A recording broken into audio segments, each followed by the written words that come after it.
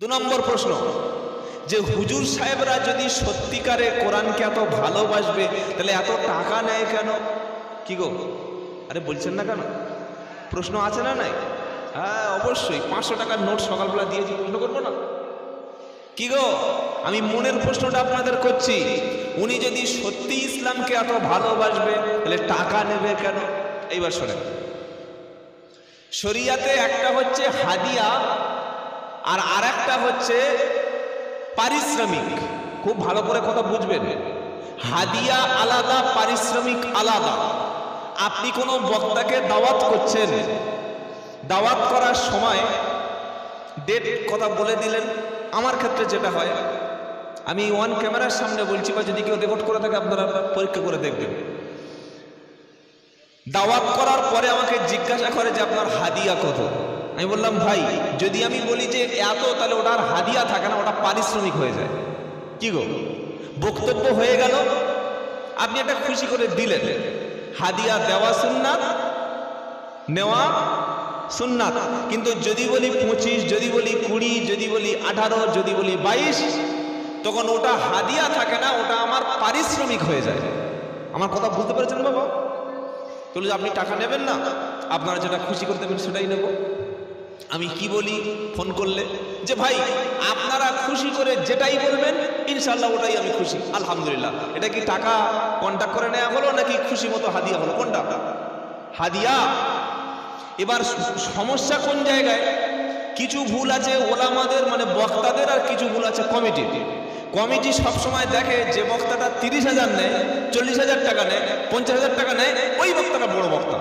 এটা কমিটি ভাবে, বেশিরভাগ 90% কমিটি ভাবে। পরশুদিন এই অশোকনগর থেকে একজন ফোন করে বলছে, হুজুর ভালো একটা বক্তা হবে। বললাম কত ভালো? হাফেজ, কারি, মুফতি, মাওলানা, মুহাদ্দিস, সাইকুল হাদিস, কি চাই? বলছে না, ভালো জমাতে পারবে, ভালো গলার টোন থাকবে, ভালো ভয়েস থাকবে, আর তার বক্তব্য পাড়ায় হলে যেন একদম লোকেরা পাগল হয়ে যায়। মানে পাগলের জন্য তো ইসলামের হুকুম তো মাফ হয়ে যায়।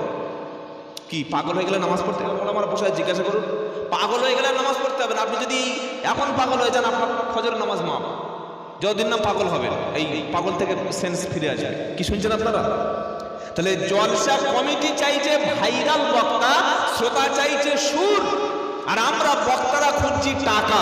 ভালো করে শুনবেন, বক্তা খুঁজছে টাকা, কমিটি চাইছে ভাইরাল বক্তা, শ্রোতা চাইছে সুর। এই রকম পরিস্থিতিতে কিভাবে হতে পারে হেদায়েতের নূর? আরেকবার বলবো, কমিটি চাইছে ভাইরাল বক্তা, বক্তা চাইছে টাকা, আর শ্রোতা চাইছে সুর। এই তিনজনের সমন্বয়ে কি হতে পারে হেদায়েতের নূর? একটা মাদ্রাসা সাইকুল হাদিস যদি এসে কথা বলেন, গলা নেই, কি অস করছে। কিন্তু যদি বলি বাবারা আল্লাহ নবী সাল্লাল্লাহু আলাইহি ওয়াসাল্লাম, শ্রোতা বলবে উফ।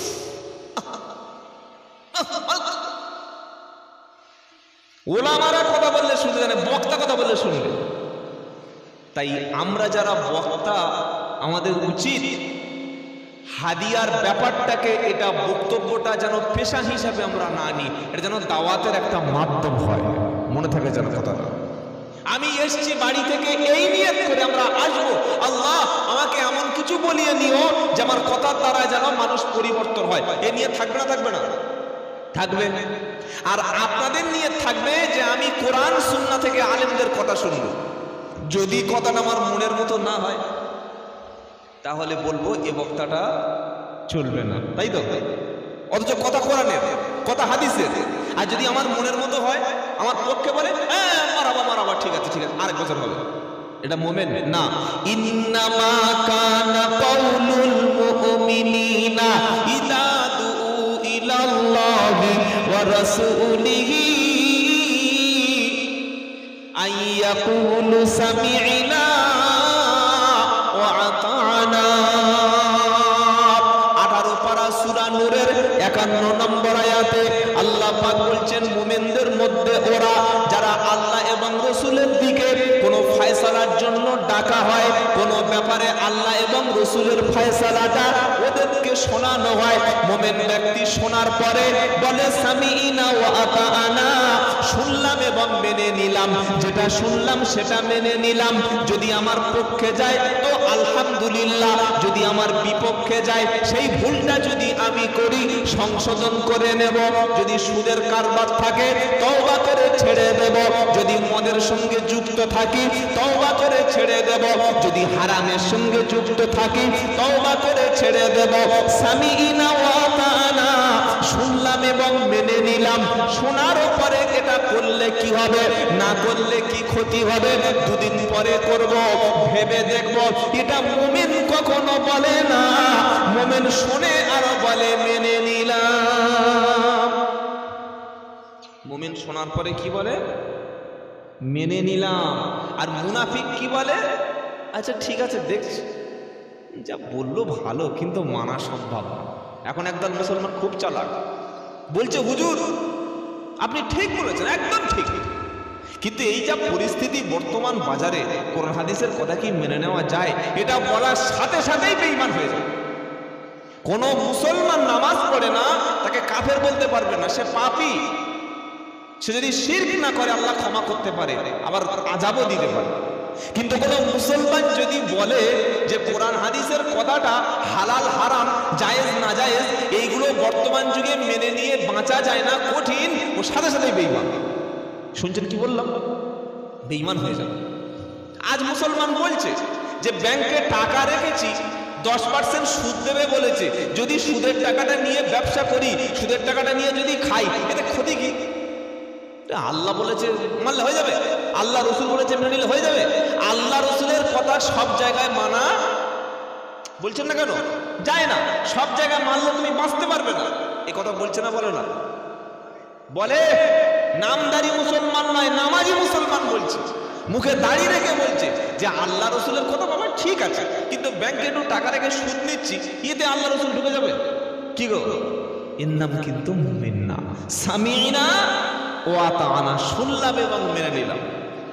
2 নম্বর হলো আলেম ওলামা বক্তাদের আমরা যে টাকাটা দিই, একটা ওলামার নাম বলুন যে ওলামা টাকা নিয়ে সিনেমার হল তৈরি করেছে, বলুন। কিংবা ওই আলেম সাহেব টাকা নিয়ে তিনি একটা ওই হারাম অফিস খুলেছে।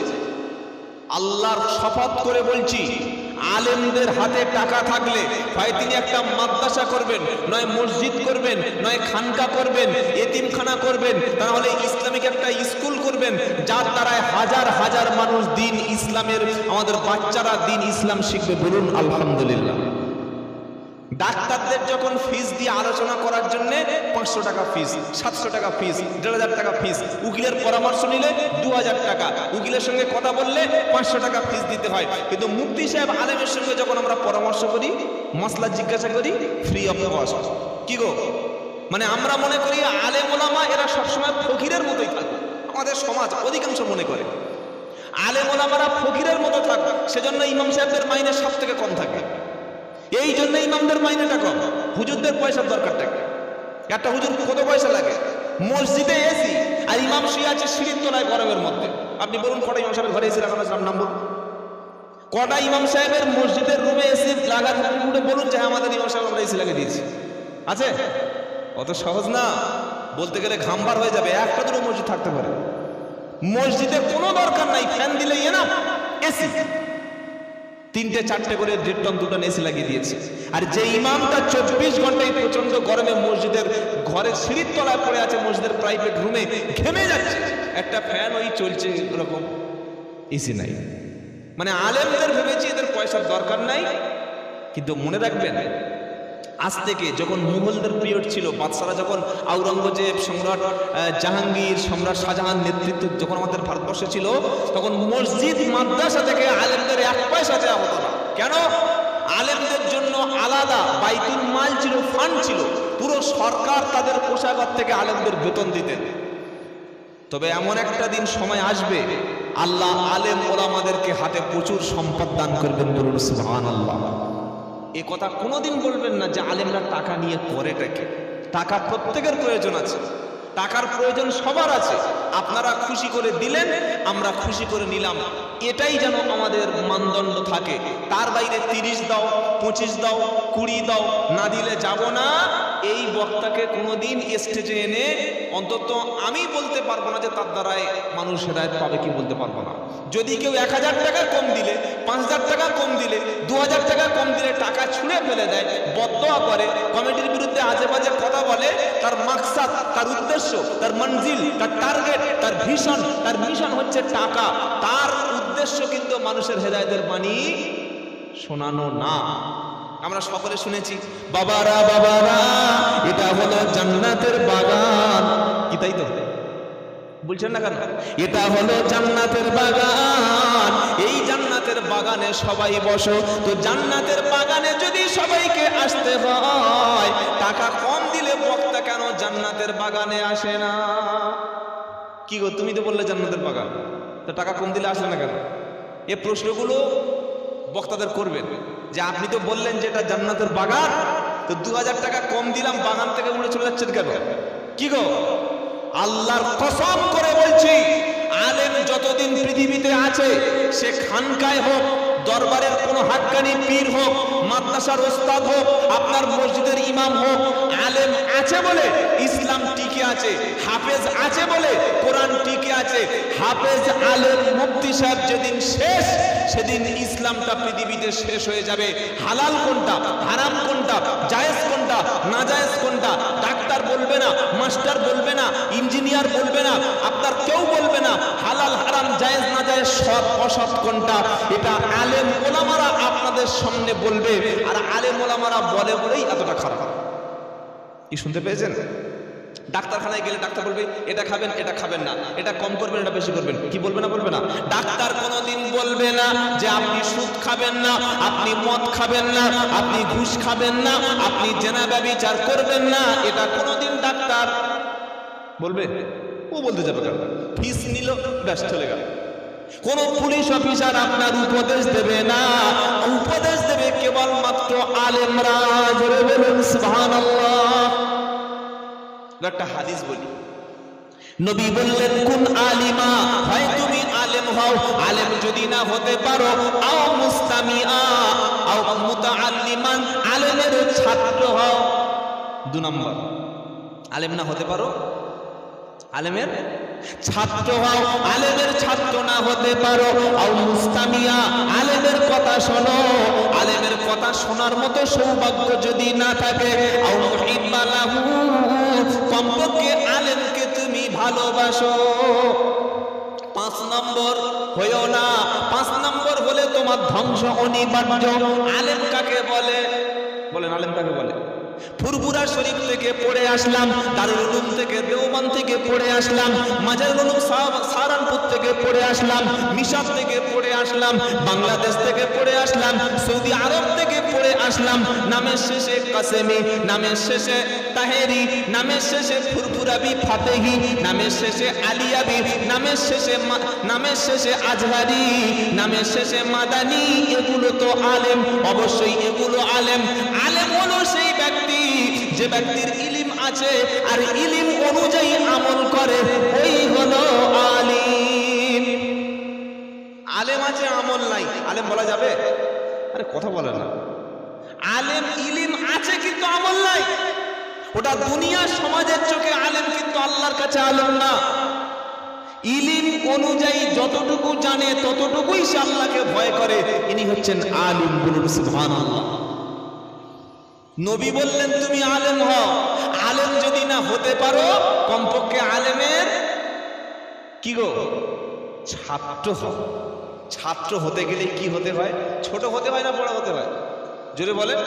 আলেমের ছাত্র হও, ইমাম সাহেবের কাছে গিয়ে শেখার মানসিকতা তৈরি করো। সত্যি করে বলুন, এশার নামাজের পরে, মাগরিবের নামাজের পরে, ফজরের নামাজের পরে, এই 3টি সময় বয়স্কদের কোনো কাজ থাকে? 60, 65, 62 বছর, 48 বছর, কোনো কাজ আছে?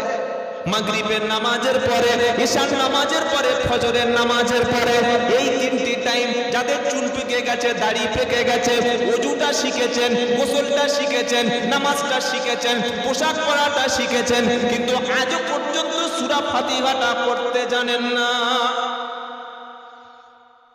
সূরা ফাতিহা সেদিন একজন পড়ছে নামাজে, এই 1 সপ্তাহ আগে একটা মসজিদে, আলহামদুলিল্লাহ রাব্বিল আলামিন আর রহমানির রহিম মালিকি ইয়াউমিদ্দিন। আস্তাগফিরুল্লাহিল আযীম। কি রে, হ্যাঁ, এই ইমাম, এই যদি ইমাম হয় মুক্তাদিদের অবস্থা তাহলে কি হবে? আমরা জানি নামাজে ওযু না থাকলে নামাজ হবে, পোশাক পাক না থাকলে নামাজ, জোরে বলেন, হবে না। কিবলামুখী না হলে নামাজ হবে না। আর কোরআন সহি না পড়লে নামাজ। বয়স হয়ে গেছে 55, এখন মাদ্রাসায় পড়ার সুযোগ নাই, হয় যেতে হবে দাওয়াত ও তাবলীগের সাথীদের সঙ্গে বসতে, তা না হলে ইমাম সাহেবের কাছে একটু বসতে হবে, ছাত্রের মতো বসতে হবে, বলতে হবে মাওলানা চুলদাড়ি পাকিয়ে গেছি, এখনো কোরআন সহি করে পড়তে জানি না, আপনি কোরআনটা শিখিয়ে দিন, আপনার মতোই কোরআনটা শিখিয়ে দিন। আমাদের উদ্দেশ্য থাকে এই যে ইনভেস্ট করছি এর চাইতে যেন একটা লাভ হয়, কিছু একটা লাভ হয়, উদ্দেশ্য থাকে না, থাকে না? বক্তা আনলেন, জেনারেটর ভাড়া করলেন, সাউন্ড সিস্টেম আনলেন, এত সুন্দর প্যান্ডেল করলেন, আপনার লাভ কত আছে এটা জানার প্রয়োজন বা হিসাব কষার দরকার আছে না নাই? এই 2-3 জনের আছে, কারোর দরকার নাই? আছে, সবার আছে। কিছু মানুষ প্রশ্ন করছে যে জলসা দিয়ে লাভ কি হচ্ছে, কি গো প্রশ্ন করে না? আর এখন না করলে চায়ের দোকানে কাল সকালে হবে। এই আব্দুল্লাহ জুবায়ের এসে বক্তব্য করলো, এত হাঁড়ি তাবারক হলো, প্যান্ডেল হলো, কি লাভ পেয়েছিস? লাভ হয়েছে কিছু? হিসাব তো করবো, টাকা এত ইনভেস্ট হলো, 3-4 ঘন্টা সময় দিলাম, কোনো লাভ না হলে করবো? বরং এসব করার দরকার নাই।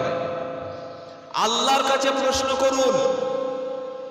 আল্লাহি, আল্লাহর কসম করে বলছি, কোরআন এমন একটা কিতাব, আপনি খালি প্রশ্ন করবেন আর তার 1400 বছর আগে আমার আল্লাহ কোরআনে উত্তর দিয়েই রেখেছেন। বলুন সুবহানাল্লাহ। প্রথম প্রশ্ন যে আমরা হুগলির মানুষ, কড়ুই থানা না আরামবাগ থানা? আরামবাগ থানা।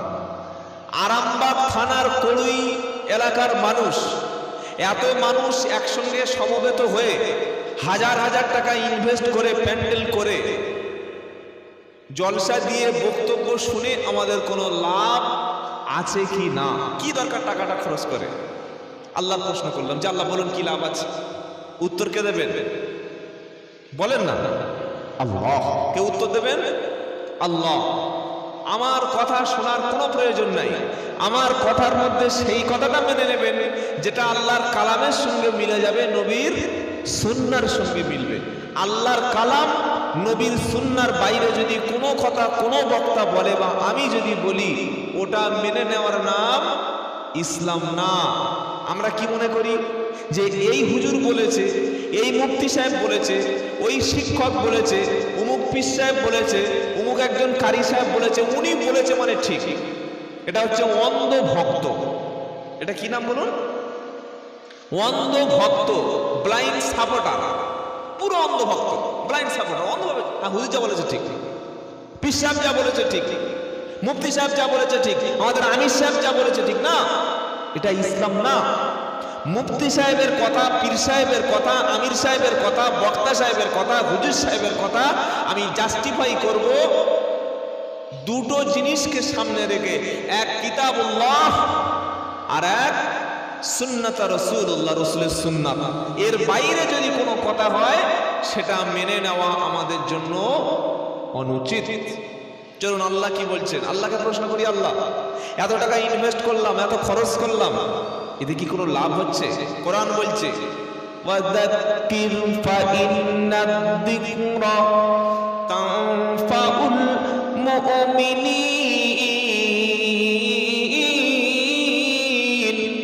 আল্লাহ বলছেন শোনো নবী, আপনি উপদেশ দান করুন। এই যে বলি ওয়াজ করছে না, বলে না বাবা, আরে বলছেন না কেন? ওয়াজ হচ্ছে আরবি শব্দ। কি শব্দ? ওয়াজ, আরবি। এর বাংলা হচ্ছে উপদেশ দেওয়া, ইংলিশ হলে অ্যাডভাইস করা, লেকচার দেওয়া, বক্তব্য বলা যেতে পারে। তো আল্লাহ এখানে বলছেন ওয়াযাক্কির ফাইন্না যিকরা তানফাউল মুমিনিন। নবী আপনি উপদেশ দিন, আপনি ওয়াজ করুন, আপনি মানুষদেরকে স্মরণ করিয়ে দিন জান্নাতের কথা, জাহান্নামের কথা মানুষদেরকে স্মরণ করিয়ে দিন। যারা কেবলমাত্র মুমিন, যারা আল্লাহতে বিশ্বাসী, ওয়াজ নসিহত এবং আল্লাহ স্মরণ তাদের উপকারে আসবে। সুবহানাল্লাহ বিহামদিহি সুবহানাল্লাহিল আযীম। আল্লাহ তার হাবিবকে বলছে জান্নাত আর জাহান্নামের কথা সামনে রেখে আপনি উপদেশ দিন। যারা মুমিন উপদেশ তাদের কাজে লাগবে, বলুন সুবহানাল্লাহ। উপদেশ মুমিনদের কাজে লাগবে, যারা ঈমানওয়ালা তাদের জন্য কাজে লাগবে। এবার চলুন পারা নাম্বার 30, সূরার নাম গাশিয়া। আল্লাহ বলছেন ইন্নামা আনতা মুদাক্কির লাস্তা আলাইহিম বিমুসাইতির। আল্লাহ বলছেন নবী আপনি কেবলমাত্র তাদের কাছে উপদেশ দাতা, কেবলমাত্র আপনি তাদেরকে উপদেশ দেবেন, সৎ কথাটা আপনি শুধু তাদেরকে বলবেন। আপনি উপদেশ ছাড়া আর অন্য কিছু নন। আপনাকে দারোগা করে তাদের উপরে পাঠানো হয়নি। উপদেশ দেবেন আপনি, হেদায়েত কে হবে না হবে ওটা দায়িত্ব সম্পূর্ণ আল্লাহর হাতে। সুবহানাল্লাহ বিহামদিহি সুবহানাল্লাহ আযীম। আচ্ছা মসজিদে আজান হয়, হয়তো আজান কজন দেয়? একজন, যিনি আজান দেয় তার নাম কি? মুয়াজ্জিন সাহেব। আজান যখন মসজিদে দেয় সবাই মসজিদে যায়, সবাই যায় তো? ওই 4-5 জন বাড়িতে বসে থাকে, তাই তো বাবা? হ্যাঁ, বেশিরভাগ লোক থাকে বাড়িতে, অল্প কিছু লোক যায় মসজিদে। ওই প্রশ্ন তো করলেন না যে মসজিদের মাইক খুলে নাও, মুয়াজ্জিনকে বাড়ি পাঠিয়ে দাও। আজান দিলেও তো যাবে না, তো আজান দিয়ে লাভ কি? মুয়াজ্জিন আজান বন্ধ করে দেবে নাকি? আরে বলছেন না কেন? মুয়াজ্জিনের কাজ হলো আজান দেওয়া, আল্লাহর বান্দাদেরকে ডেকে মসজিদের দিকে হাইয়া আলাস সালাহ বলা। যার ভালো লাগবে, যে ইসলামের উপরে থাকবে, যে ঈমান নিয়ে মরতে চাইবে, সে মুয়াজ্জিনের কথা শুনে মসজিদে আসবে। আর যার ঈমান নিয়ে মরার ইচ্ছা থাকবে না, কাফের হয়ে জাহান্নামে জ্বলার ইচ্ছা থাকবে, যার কবরের আযাব সহ্য করবে, যে আখিরাতে ক্ষতিগ্রস্ত হবে, সে মসজিদে যাবে না। যে এর জন্য কিন্তু মুয়াজ্জিন দায়ী না। কি গো মুয়াজ্জিন দায়ী? মুয়াজ্জিন সাহেব তুমি আজান দিলে লোক আসলো না, কি হলো বলে যাবে? কাজ বলে দাও, তুই যাবি না যাবি তোর ব্যাপার। কি গো, তো আল্লাহ বলছেন ইন্নামা আনতা মুযাক্কির, আপনি খালি স্মরণ করিয়ে দেবেন। এইটা জান্নাতের কাজ, এইটা জাহান্নামের কাজ, এইটা হালাল, এইটা হারাম, এইটা জায়েজ, এইটা না জায়েজ, এইটা বিদআত, এইটা সুন্নাত, এইটা তাওহীদ, এটা শিরক, এটা হালাল, এটা হারাম, এটা বৈধ, এটা অবৈধ, খালি বলে দেবেন। মানবে আর না মানবে সেটা তার